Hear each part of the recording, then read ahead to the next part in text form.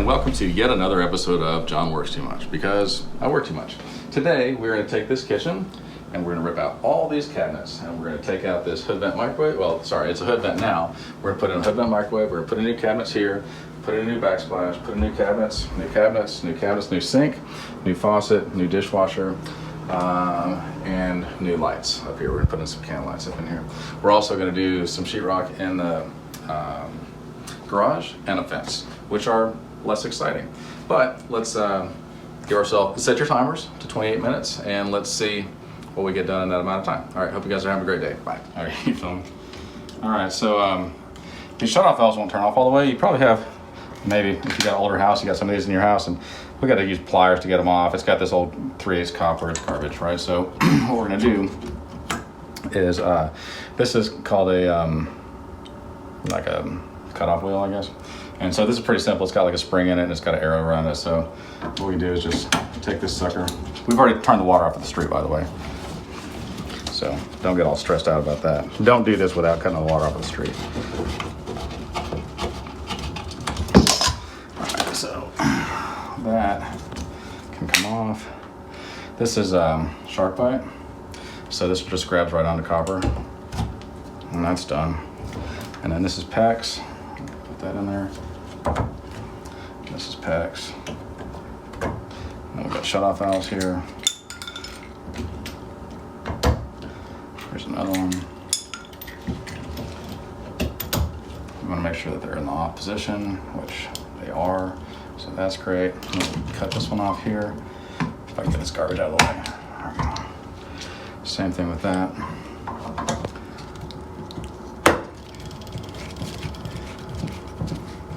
So it's basically twisting. Yeah, it's got a carbide. Copper. It's got a carbide wheel, so it cuts it right off, just like that, and then. It's pretty efficient. Yeah. Plus, it's not that hard. Okay, that's it. It's done. Hey there. So we didn't get everything done that I wanted to get done because once again I have unrealistic expectations. And it took 30 minutes. 30 minutes, not 28 minutes, which is a little bit sad. And I'm not gonna lie to you. There came a point. Oh my goodness! Hey, Mr. Monkey. Quick question. Do you have any bananas? Can you go get me a banana? I would love to have a banana. Yeah. Okay. You gotta go. Get a banana. All right. So anyway, earlier we got these cabinets up. We got the hood vent microwave up, which is great. Stove back in place. Cabinets, counters. We put in the sink. That works. There's a soap dispenser, which is nice. It's got a garbage disposal. We got that hooked up. We got the dishwasher hooked up. Counters in. They're not all the way done yet. Tile's not done yet. Yeah, we haven't done the cabinets backsplash. aren't really completed. We need to tweak them and whatnot, but they're all adjustable shelves. These cabinets aren't completed. But not bad for 30 minutes, not the normal 28 minutes. And there came a point, there's like kind of a lot of stuff going on in here, and I got a little, I felt anxious, and so I told David that I was feeling claustrophobic, and he said, that's stupid. There's no such thing as Santa Claus. So if you're anything like me, you probably think things like, how would I handcuff a one-armed man? Or maybe you think like, if there's a cheetah and she's got a bunch of little cheetahs, are those called Cheetos? I don't really know. Anyway, we were busy today and I forgot to do any videos. But we did some stuff, I'll show you. We got the rest of the counters on, which is nice. We got these recessed lights in, they still need some mud work up there. We got knobs up on these things. We did our backsplash tile, we grouted that, which is nice. We also did a bunch of sheetrock out in the garage, which is boring, and then we did post for a fence, which is also boring. But the sink works, and that's nice, and the dishwasher works, and the hood vent microwave works, and the stove works, and everything. So, you know, there are times in your life when you think, maybe I'm not that important. Maybe I'm not that important of a person, and my job doesn't really matter. And maybe you think that. Maybe you're like, I'm just a construction worker in Texas. Who really cares? Poor me, boo-hoo, whatever. But here's my thought. Whenever you find somebody, anybody at all, who is good at their job and who does a good job at it, has a great attitude, that is a joy. No matter what in the world you do, if you're a waitress or if you're, I don't know, if you clean toilets, if you're a janitor or a maid or anything that you do, an engineer, like something important, if you're a rock star, it doesn't matter. But if you've got a good attitude and you do your job well, I just think that's a joy. And I think that you're a blessing to people, and I applaud you. I don't mind people that are dirty because I'm filthy. But I just think that we should do our jobs well, and we should do our jobs as unto the Lord. We spend more time working, especially me, than really anything else that we do. And I think that our work is like an act of worship. The way that we work, the way that we deal with our customers, the way that we deal with our employees, or whoever, the people above you and people below you, everybody's got that, says a lot about you. How you deal with your money says a lot about you. And I think that that's very important. So that's my thought for the day. I hope you guys are having a great day, and I'll see you soon. I'd like to talk to you guys about a couple things. First of all, we got that kitchen done. I think you pretty much, oh, thank you for the water. We pretty much showed you what that looked like inside. We also fixed some sheetrock, and we got this fence up, which is pretty amazing, and we got the gate up. So that's great stuff. So I'm a little disappointed because I read this book on dieting, and I'm still fat. What do you think about that, David? You're huge. Yeah, no, it's really in Japan. Yeah, I'm definitely huge in Japan. I had dinner, and I think that really just it's embarrassing. I don't want to talk about it, but I'll tell you what I do want to talk about is Let's that. see your six-pack. No, it's more like a kegger. You don't want to touch this. This is nasty. It'll scare you. So I talked to my mom yesterday, who I love very much, and she said, "John, I watched your video about how to lay a laminate floor," and I was like, "Cool." And she goes, "And then I laid a laminate floor." And I was like, that makes me so happy. Like, I'm so happy for you. And so if you guys have watched any of these videos that's helped you with anything, please tell me about it, because I love hearing that. And I want you to know about my friend's gossiping problem. You want to hear about it? I can tell you all about how much they gossip. You want to hear about that? Nah, it's kind of hypocritical. I will tell you that I do gossip about people all the time, but I don't know if this counts as gossip, so I'm gonna need your opinion. If I say good things about you when you're not around, and I tell people all the good things about you and like how to encourage you, and like if you've got a concern in your life, and I'm like, how can I help you with that? Is that gossiping? In a good way. But it is gossiping. Pretty much. Well, then I'm guilty. I gossip all the time. All right, so we're done with this one, and we're moving on to probably a deck tomorrow. Love you guys. Bye.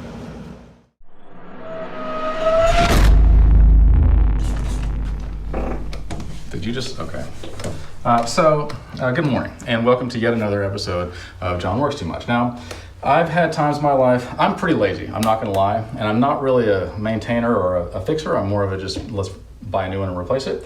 So I have had a car that ran out of gas before, and I was like, ugh, too much hassle, I'm just gonna buy another car. So as you can probably tell, these are beautiful windows that are really in great shape, but they're a little dirty when you try to wash them, right? You just like, I feel like maybe we ought to just get rid of them. Now, the people that own the windows are complaining because, you know, the springs don't necessarily work, and it's single pane glass, and maybe overall doesn't look beautiful, but I feel like you just put a little bit of this on there, you'd be fine, right? I mean, maybe I'm wrong. Either way, we always do what the customer wants because, you know, we need their money. And, you know, I think this stuff fixes a lot of stuff. Like, for example, I'm kind of a mess myself. I've probably got some cracks. I'm really single pane glass and stuff, but you think it'll help me, Canoe? I don't know, let's try it.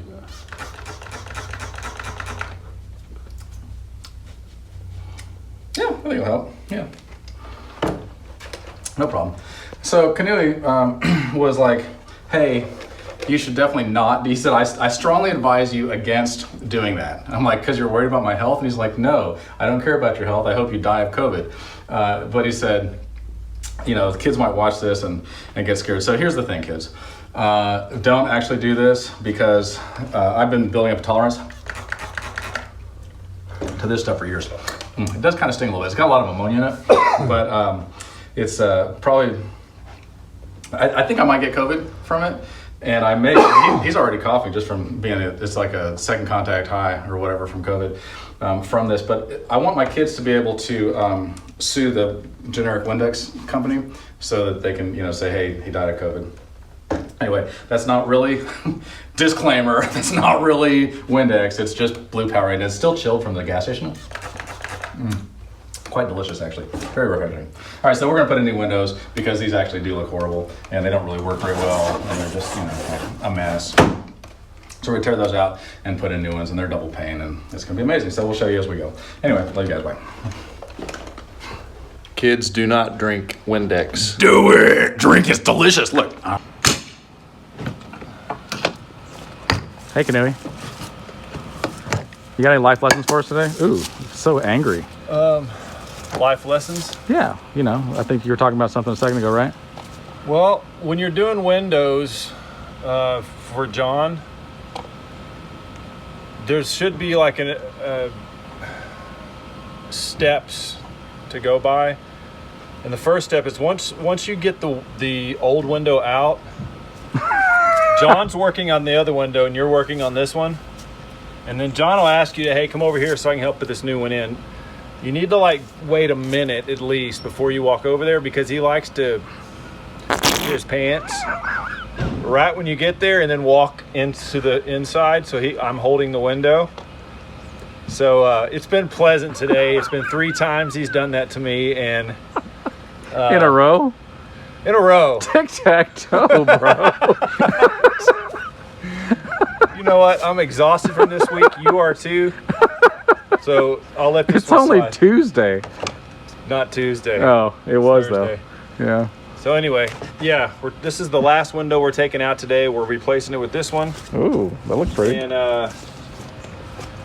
yeah, So and it really sucks getting these off because there's this metal trim yeah, that looks. attached to this.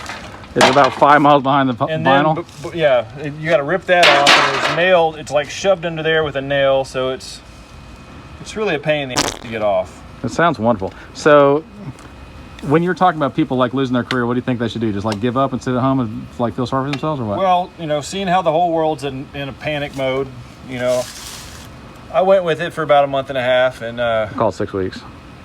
yeah, and I was like, no, I can't do this. You know, so I tried to figure something else out. My career pretty much was completely done, and it seems like it's going to be for a while. So I started doing construction. I'm going to get into flipping houses and also a little catastrophe adjusting, getting my license to do that. Do you think there will be more or less catastrophes as time goes on? There's going to be a lot more hurricanes because that's just how the world works. You're saying that climate change is real? Climate change is real. I talked to my brother and he said there was like 600 and something tornadoes already this year. Yeah. Yeah. Well, That's insane. it's going to get worse and worse, and catastrophe adjusting is pretty lucrative career. Plus it makes a lot of money too. And plus, you don't really work. I mean, you work your ass off for about 4 months. How do you sit? Yeah. Then you're off for the rest of the year. I'm trying to figure out how to sit down. I figured do that, flip houses. I'll work with John, you know, on his new project as soon as he gets The city out City of of Kennedale to give him his permits, which he's been waiting for 13 and a half months for, which is kind of crappy. But yeah, It sounds wonderful. So you're saying that these are like the eyes are the windows to the soul, and these windows are like the eyes to the house? I don't understand what you just said. Nobody does. Oh, hey. So as you can see, there. me and John are working together again. Yes! It's been a while, hasn't it? Yes. I've been crying every day. Crying, like laugh crying or like sad It's crying? but I laugh a lot when I cry, and I cry a lot when I laugh. It's very confusing. I think it goes a lot like this. It's like this. Yeah. But like those theatrical, sad, Yeah. happy faces. Oh yeah. Yeah. All right. So, I want to talk to y'all today about laziness. Cause I got it. You got laziness? Oh yeah. It's It's a 4-letter word. It's actually you're more likely to get laziness than COVID-19. It's an epidemic. It's a actually- pandemic. Laziness is probably one of the leading symptoms of COVID-19. So we're gonna go ahead and talk about laziness right now. Fact check. That's right. Yeah, that's right. Okay, so yeah, my source for that is John, and John's source for that is me. So Pretty much. I mean, that settles it. And just like Facebook rules, I think that applies. And you can trust anything you see on the internet. Promise. Absolutely. This will be on the internet in moments. Okay, so in the spirit of laziness, my hammer's right around the corner. It's like maybe 20 feet away from me, and I'm feeling lazy. So I'm gonna show y'all a hammer fist technique. So we've got this little spot right here. I gotta get the, pry bar and wonder bar in there. You take it like this. You say, okay, yeah, this is where I could probably use a hammer, but instead I'm gonna use my hammer fist, and I'm just gonna get that in there like What that. in the world? It's taken me 10 years of Kung Fu construction training by my sensei, John Tennell, to actually get that, okay? And then, look, he has a hammer on his tool This belt. reminds me of a wonderful... I was going to tell you that I had a hammer right here, but I wanted you to find it yourself. Yeah. So this reminds me, the Indians say that if you look wherever there's a problem, right next to it is the solution. And let me give you a for example. So poison ivy. I happen to be really allergic to poison ivy, unfortunately. Apparently, wherever poison ivy grows, there's something called jewelweed that grows, and the jewelweed is the antidote for the poison ivy. And I've done this before. I was working on a job building a bridge, and I got poison ivy. Poison ivy was everywhere, and I saw it, and I'm like, oh no, I'm gonna be so itchy. And I looked around, I was like, there's gotta be some jewelweed here, and I found it, and I rubbed it all over my legs, and I washed it all off and everything, and I didn't end up getting poison ivy. Yeah, so usually the solution is right in front of you. Like in your case, when you were looking for a hammer, there was one right here, and if you just said, hey John, you got a hammer? I'd been like, it's right here. And a lot of times I'll be like, where are my sunglasses? I'll look all over the world and right on my face. Yeah. Or how many times have you been looking for your cell phone with the light on your cell phone like this? Yeah, I've done that for sure. Like constantly, right? And so I think that we're just pretty dumb and we're pretty lazy, which brings us back to COVID. And because of that, we don't see that the answer is right there in front of us. And this isn't just about hammers and poison ivy and sunglasses and phones. This is about life lessons and stuff that you're looking going, I don't know why this doesn't work. Just take a step back, remove yourself from the situation, look at it and go, you know what? The answer was right there next to me the entire time. And I just want to say that we are setting a dangerous precedent with our laziness due to COVID-19. America will suffer because of it. There are industries that are suffering because of it. And the only industries, all the industries except for us are suffering. Yeah, the only industries that are surviving are construction and real estate. That's because we got the hustle and we lost the laziness and we keep working. So we don't make excuses. We make money. We don't. Yeah, that's exactly right. We don't make excuses. We make money, and we also make hammer fist techniques. And also, I was too lazy to even ask John for a hammer. So that's the lesson for today. We're gonna get back to our pinstriping and bean growing. And yeah, we like to we grow some beans. David eats them, then he farts on camera. All right. Oh hey. Oh hey there. So we're just out here working today. Today's a pretty hot day. It feels like it's about 105, but with that cloud that just passed by, the little one's about the size of a nickel. It felt like 103 degrees. That's not bad. That's a big difference. So with this weather that's kind of weird right now, did anybody else notice like a significant drop in temperature all of a sudden? Like I did. I noticed probably a 30-degree temperature drop. As soon as we took this window out and the AC started blowing in our face, it was like, wow, man. The answer was right in front of our face this entire time. We were hot and sweaty, and then we took the window out, and right there on the other side of that window, there was the cold AC. Now, I don't know who's paying the bill on this. They're probably not going to be as happy about it, but man, it really feels good. It's like putting your head in a fridge. I almost actually had a tendency to kind of look in here and try and find a jar of pickles or maybe a bottle of juice. That's nice. Here's some mustard. Yeah, it feels like a fridge. It really does. It feels really nice in there. What do you want to talk about, Kenny? I want to talk about the ideal place to live, okay? So for me right now, I feel like the ideal place to live is inside of a fridge because that's honest. We've been hot and miserable and sweaty for, it seems like, our whole lives. So now my ideal destination to live, screw the Caribbean. I don't care about the mountains. I don't care about the beaches or anything like that. I want a refrigerator that's big enough for me to put a bed and, you know, my tools and my body. I think that with modern science and enough money, you could probably make that happen. Yeah, it might be even more expensive than a house. It probably is. You know, and then you know what we can put in there? Yeah. The food we eat too. We can live with our food, our juice. We don't have to get up and do nothing. We have to have the bathroom in another room though. You don't want to crap where you eat. That's an unwritten rule. That's an unwritten rule? Mm-hmm. Okay. I mean, I could write it down. I got a pencil. I was about to say, wherever you eat. Yeah, right there. Now it's a written rule. Yeah, for sure. Well, you know, it will be. For sure. Just trust us. Is there any other place that you'd rather live? I would like to live... besides in a fridge? I was thinking maybe like an underground cave or something like that. With stalagmites and stalactites or whatever. Yeah, maybe like albino geckos or something. Yeah, because you know I'm pretty brown from the summer, so I'd like to kind of find a place to. Yeah, you're a little bit browner than me. Oh crap, I'm dirty. Ooh, wow. How did that happen? Good lord, what happened here? This is I need to go take a shower. This is why you go to school, kids. Yep. So you stay in school. So you can get out of school, make $12 an hour, and still come work for us. Remember when you're like, John, I graduated, and James like, me too, and I'm all like, that's why you work for me. Yeah, I'm a dropout. That stung a little bit. Yeah. Don't stay in school, kids. My son just dropped out of school 20 minutes before he's about to finish. He didn't drop out. He's taking a semester off, which means he's never going back. Love you, Ben. Hope you don't see that. We're just kidding, Ben. We are just kidding. Really, seriously, stay in school and get a job and start making your own money. Also, Hudson, when you're old enough and you watch this video, I want you to know that is how I feel about your education. Yeah, like hurry it up because Daddy's tired. and you got a business to help me run. Yeah. Yeah, So. for sure. All right, love you guys. We're gonna get back to it. We gotta put a window in.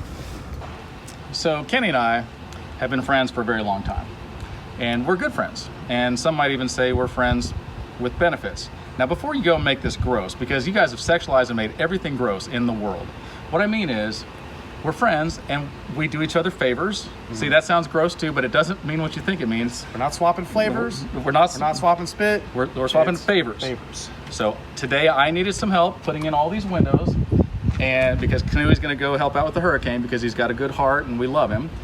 And then Kenny needs some help doing a French door on Monday, so I'm gonna come help him do a French door. So we're friends with benefits, and those benefits are that we swap favors sometimes. It's not gay. Nothing that I just said is gay. It's just the fact that you guys think gay all the time because you're gross and you make me feel icky. You can be promiscuous without being gay.